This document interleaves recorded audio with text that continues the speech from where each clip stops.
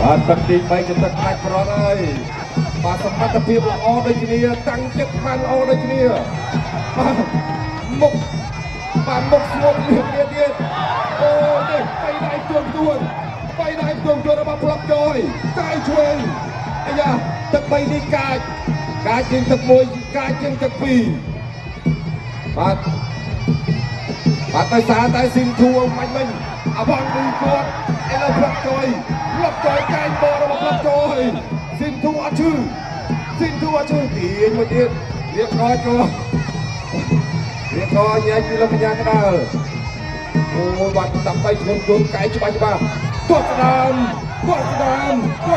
របស់ផ្លុកចយចាប់ជើងរួចចេញវិញរកស៊ីនធូចូលមៀងអីយ៉ាស៊ីនធូតយគាត់ស្ដាមរបស់ផ្លុកចយឆ្វេងសររបស់ស៊ីនធូស្ដាំឆ្វេងរបស់ស៊ីនធូវិញអូយខ្លាំងមួយបាទ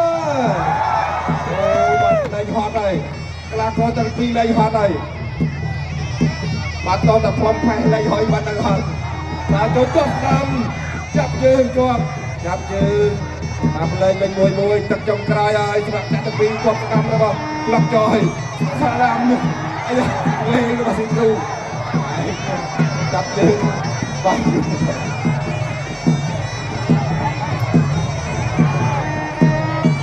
បាទមានទស្សតាមរបស់ផ្លុកចយកែបកស៊ីនធូមិនសេឈឺហើយចូលចង្គង់ឆ្វេងទស្សតាមរបស់ផ្លុកចយទស្សតាមស៊ីនធូចូលបាទអបរំជែកពីលោកកញ្ញាកដាលសល់ជាង1នាទីចុងក្រោយទស្សតាមរបស់ផ្លុកចយចូលឆ្វេងរបស់ស៊ីនធូអបរៀបចប់ហើយញ៉ៃពីលោកកញ្ញាកដាលហើយចូលមួយចលោឆ្វេងបាទកែងឆ្វេងបាទតែពេលដៃរឹងថ្នមបាទ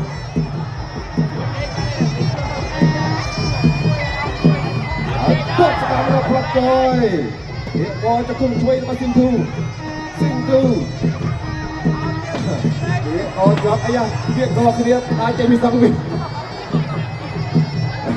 អត់ទាន់ចាប់ទឹកទេយកមុនចាំទៅណាបាទផ្លុកចយតែចាំទៅណាអត់ទាន់ចាប់ទេបាទផ្លុកចយលេងរត់បុកអស់បាទទៀតហើយគាត់ស្ដាំទៅស្ដាំឆ្វេងសងពីស៊ីនធូបាទអោបគ្រប់ពេលដល់ទៅហើមតិចទៅបាទឥឡូវអបអរទៀតចាប់ទៅ3អូយបាទអាយយបាទហួយផ្លុកចយមួយបាទមើលផ្លុកចយសុំសាយមួយបាទតាំងដើរចូលមកវាយ3ទឹកអត់ជិះសាយអត់ជិះញឹមបាទអត់សាយខ្លាំងមួយបាទអត់ទៀតបាទអូបងប្អូនគាំទ្រច្រើនណាស់បាទប៉ុន្តែលទ្ធផលយើងអត់ទាន់ដឹងទេយើងទៅមើលរូបភាពយូរសិនបាទអ្នកទាំងពីរបាទទោះបីជាថាដងរបៀបបាទលេងសាយខ្លះអីខ្លះប៉ុន្តែបើយើងមើលអំពីសមត្ថភាពយើងមើលអំពីការតាំងចិត្តបាទគឺកីឡាករទាំងពីរពិតជាធ្វើបានល្អបាទមើលណាបាទរត់ទៅអត់បានវាយតាមចាប់បាទស្ដាំបាទអើយបាទផ្លុកចយមកជើងច្បាស់បាទគាត់ដែរណាបាទនេះក្រហមឬខៀវបងប្អូន